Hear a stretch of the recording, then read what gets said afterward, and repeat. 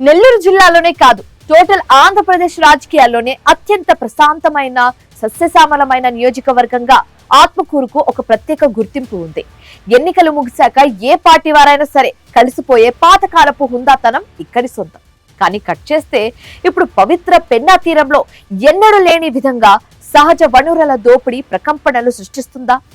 అపార చాణక్యుడు, నిఖారసైన రాజకీయాలకు బ్రాండ్ అంబాసిడర్ గా పేరు తెచ్చుకున్న ప్రస్తుత రాష్ట్ర దేవాదాయ శాఖ మంత్రి ఆనం రామనారాయణ రెడ్డి వెనుక ఉంటూ ఒక ఇద్దరు షాడో లీడర్స్ నియోజకవర్గాన్ని నిలువున దోచేస్తున్నారా? వచ్చే ఎన్నికల్లో తన రాజకీయ వారసురాలిగా కుమార్తె కైవల్య రెడ్డిని ప్రమోట్ చేయాలని ఆనం భావిస్తున్న తరుణంలో ఈ ఇద్దరు సామంతులు చేస్తున్న ఇసుక మాఫియా దందా ఇప్పుడు చూద్దాం.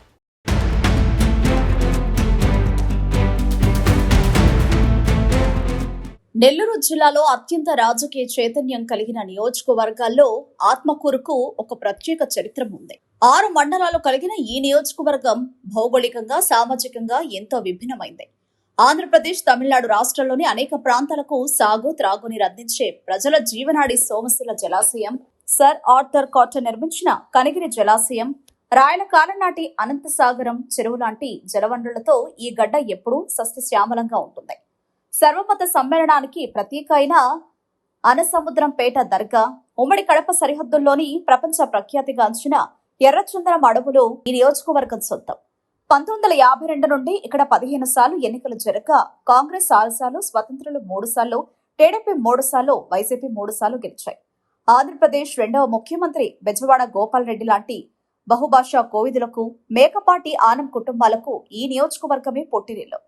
2024 ఎన్నికల్లో వెంకటగిరి నుండి ఆనం రామనారాయణ రెడ్డి ఇక్కడికి రావడం, కూటమి ప్రభంజనంలో ఆయన ఘన విజయం సాధించడం వేగంగా జరిగిపోయాయి.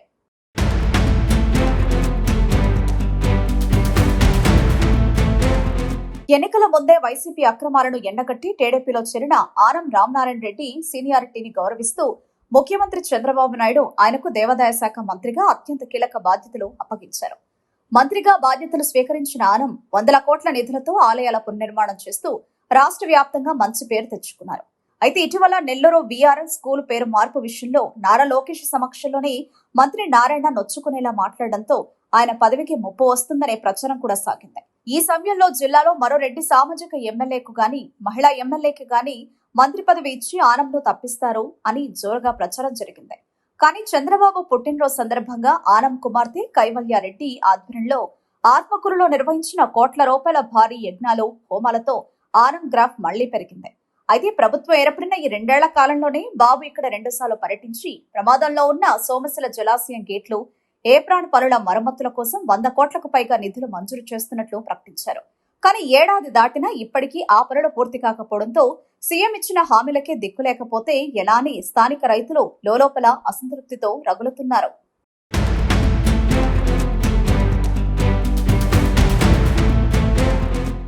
ఇక నెల్లూరు జిల్లా పాలిటిక్స్ లో ఆనం ఫ్యామిలీకి ఒక ప్రత్యేకమైన ఇమేజ్ ఉంది.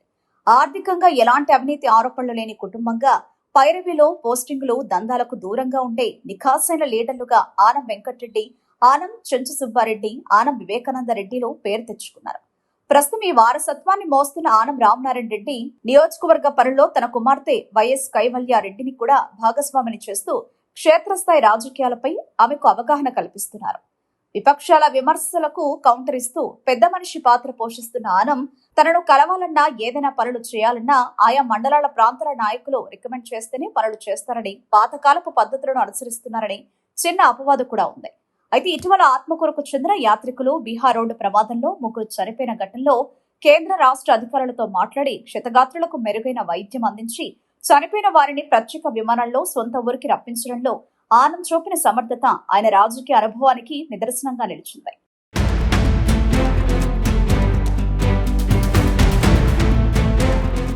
ఆనం ట్రాక్ రికార్డు ఇంత క్లీన్ గా ఉన్నప్పటికీ ప్రస్తుతం ఆత్మకూరు నియోజకవర్గంలో సాగుతున్న సహజ వనరుల దోపిడీ జనాన్ని ముక్కున వేలేసుకునేలా చేస్తోంది.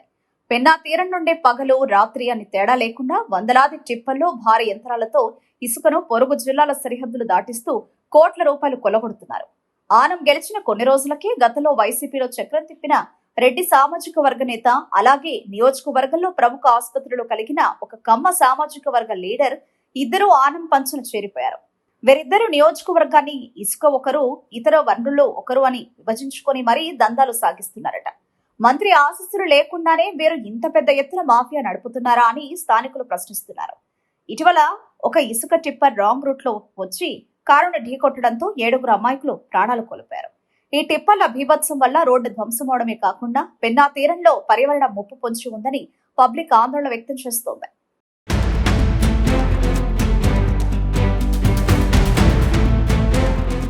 ఇద్దరు అక్రమార్కుల అవినీతి వల్ల నియోజకవర్గంలోని మిగిలిన సీనియర్ లీడర్లంతా క్రమంగా అటు పార్టీకి అటు ఆనం కుటుంబానికి దూరం అయ్యే ప్రమాదం ముంచుకొచ్చింది. కేవలం 2 ఏళ్లలోనే ఒక ఇసుక దందా, దీని ద్వారానే వీరు 100 కోట్లు వెనకేసుకున్నారంటే ఇక్కడ ఏ రేంజ్ లో లోటు సాగుతుందో అర్థం చేసుకోవచ్చు. ఆనం రామనారాయణ రెడ్డి గనుక ఈ అక్రమాలను తక్షణమే కట్టడి చేయకపోతే ఆయన రాజకీయంగా తీవ్రంగా నష్టపోయే అవకాశం ఉంది. ముఖ్యంగా తన కుమార్తె కైవల్యారెడ్డికి ఇక్కడి నుండి ఒక clean and strong political platform ఇవ్వాలని ఆనం భావిస్తుంటే ఇలాంటి మాఫియా శ్రేణులను పక్కన పెట్టుకోవడం వల్ల భవిష్యత్తులో ఆమెకు అనేక సవాళ్లు ఎదురవుతాయని ప్రజలు చర్చించుకుంటున్నారు. ప్రస్తుతం ప్రతిపక్ష వైసీపీ మాజీ ఎమ్మెల్యే మేకపాటి విక్రమ్ రెడ్డి నియోజకవర్గంలో పెద్దగా అందుబాటులో లేకపోవడం ఆనంకు తాత్కాలికంగా ప్లస్ పాయింట్ అయినప్పటికీ ఈ ఇద్దరు షాడో మంత్రుల ఆగడాలపై జనం సమయం చూసి తిరుగుబాటు చేయడం ఖాయమని క్షేత్రస్థాయి నివేదికలు హెచ్చరిస్తున్నాయి. మొత్తానికి నిఖాసైన రాజకీయాలకు కేర్ ఆఫ్ అడ్రస్ అయిన ఆనం రామనారాయణ రెడ్డి నియోజకవర్గంలో ఈ ఇద్దరు సామంతులు చేస్తున్న ఇసుక దందాలు ఇప్పుడు ఆత్మకూరు పసుపు జెండాకు పెద్ద పరీక్షగా మారాయి. మరి ఇప్పటికైనా దేవాదాయ శాఖ మంత్రి ఆ అక్రమార్కులను పక్కన పెట్టి ప్రజారంజకమైన పాలన అందిస్తారా, లేక ఇద్దరి షాడో లీడర్ల హడావిడిలోనే మురిగిపోతారా అనేది కాలమే తేల్చాల్సి ఉంది.